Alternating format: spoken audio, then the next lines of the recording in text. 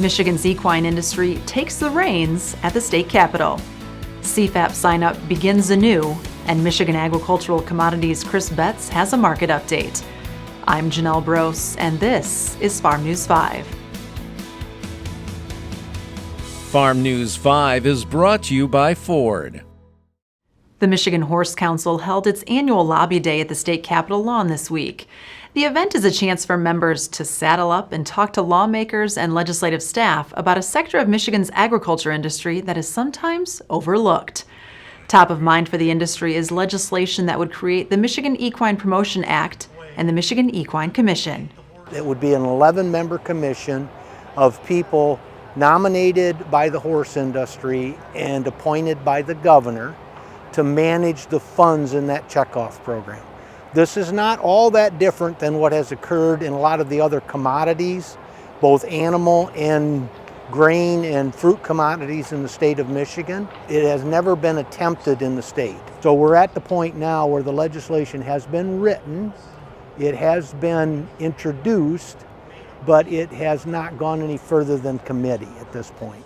Money would be generated through proposed assessments of $5 per ton of formulated horse feed sold in Michigan and $3 per Coggins test administered in the state. I did some calculations. If you take an average 1,000-pound horse that is active and is consuming about 25% of its diet as formulated feed, which is a fairly substantial amount of feed, that horse on an annual basis and having one Coggins test would provide $7.50 as an assessment to the fund.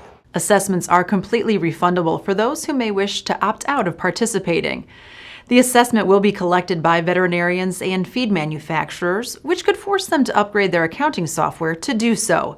If that's the case, the legislation allows them to withhold a small portion of the assessment for the first 2 years of the program to cover that cost. Shealy says other states like North Carolina and Kentucky have benefited from the establishment of similar commissions.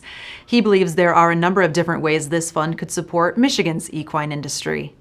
It should be used, one, in educational programs, both for people within the industry and for people in communities where horses become an extremely important part of the economy of that community. The idea that we can develop and help with things like expanding trails and supporting trails and helping with educational programs for youth. All of those sorts of things are within the purview of this committee.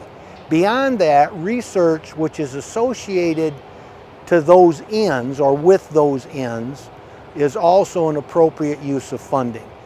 Coming up, the 2021 state budget includes wins for agriculture. There's torque.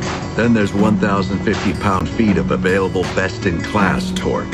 There's towing. Then there's up to 37,000 pounds of available best-in-class towing. There's backing up a trailer. Then there's backing up with available class-exclusive Pro Trailer Backup Assist. In other words, there are trucks, and then there's the new Ford Super Duty, the most capable heavy-duty pickup truck ever built. The 2021 state budget was approved by the House and Senate Wednesday and is headed to Governor Gretchen Whitmer's desk for her signature. Despite the challenges presented by the COVID-19 pandemic, the budget does not include any major cuts, and there are even some wins for agriculture. Well, I believe this budget have a number of wins. One I'll start to highlight with is the Animal Ag Alliance. This is funding that has been restored. And this is critical funding for our livestock producers throughout the state of Michigan, because this also leveraged federal dollars for research. And as we have, anywhere from disease issues or other issues that livestock producers have, these dollars are very vital that they can link with for research and start to solve the issues that face them throughout the state of Michigan. And then we go on to an issue of the environmental programs, the CREP program. These are dollars for our watersheds that we want to make sure as producers and farmers, we have good, clean water and are good stewards for the environment.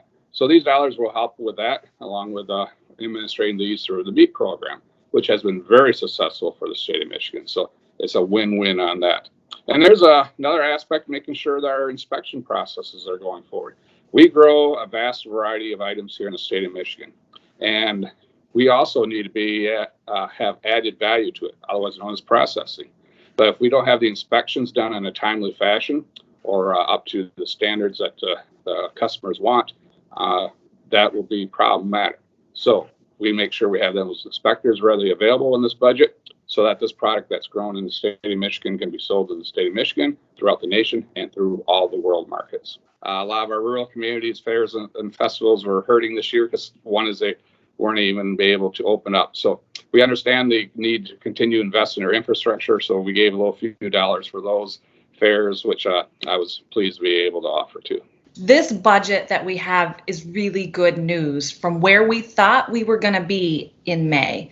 At the May Revenue Estimating Conference, we were looking at around a $3 billion hole for the state of Michigan based upon the challenges we've had with COVID from an economic standpoint.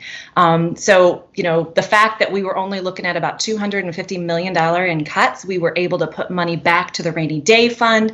We were able to fully fund the Department of Ag, as Senator Victory talked about the inspection process. We were able to add a little bit of money into food safety and milk safety areas, which is really good for agriculture, making sure that the inspectors are going to be there in order to do the inspections and provide the certificates needed to move our products to market is very important. And then finally, like you said, the MAAA, getting the $3 million for that program, I did not expect to get that, to be honest with you. I mean, that is a really, really big deal. And I appreciate our leadership in the legislature working through that and ensuring that agriculture was a priority as we moved in those budgets. Up next, CFAP 2 has more in store for Michigan farmers. Planning for 2019 and beyond, Foster Swift's Ag Law team offers comprehensive legal counsel for farmers and businesses.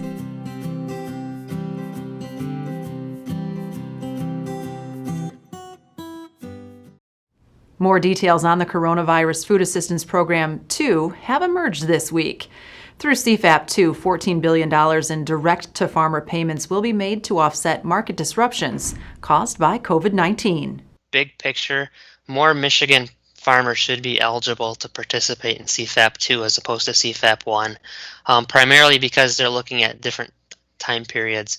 One of the challenges our farmers faced with CFAP 1, especially a lot of our folks with perishable specialty crops, is that we looked at a January through April time window when they didn't have a crop in production.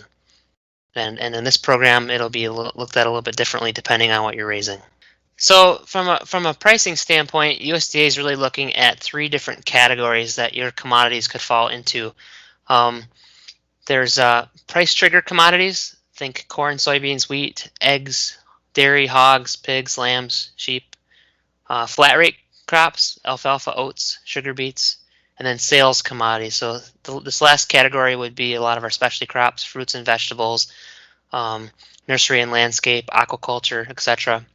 So that being the exception, the sales commodities are looking at 2019 sales, whereas the flat rate crops and the price trigger commodities are going to be looking at either what you planted this year or looking at some specific sales dates throughout the year. So like CFAP 1, CFAP 2 does have payment limitations in place. It's $250,000 for your entity. But the good news is the money you receive from CFAP 1 won't count against you getting a payment for CFAP 2. In addition, adjusted gross income limitations do apply, as well as conservation compliance, like you would see with other federal programs. Sign up runs now through December 11th. Producers interested in signing up can do so at USDA's FSA county offices.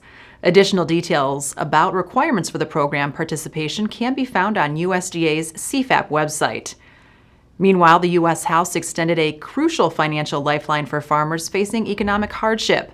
House Dems and Republicans reached a deal to include funding for the Commodity Credit Corporation in the latest continuing resolution.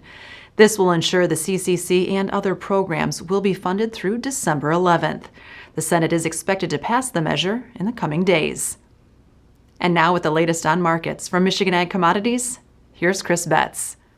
Thanks, Janelle. Recent rallies in corn and beans pulled back this week as long funds have been happy to take profits off the run-up, and harvest pressure is setting in as we near October. The export wire has remained active for China, but a firming US dollar will be a deterrent for further purchases. Outside markets have also lent pressure as COVID cases have spiked in Europe, which could lead to renewed shutdowns and may hint at more spikes to come in the US. Weather forecasts are good for US harvest progress. This will likely need to change to renew fund buying interest in the short term. Concern over dry planting conditions in South America would also lend support. For more market information, go to michag.com. With Michigan Agricultural Commodities, I'm Chris Betts. For more news and video, visit MichiganFarmNews.com or the Michigan Farm Bureau channel on YouTube. With Farm News 5, I'm Janelle Brose. Have a great week of farming.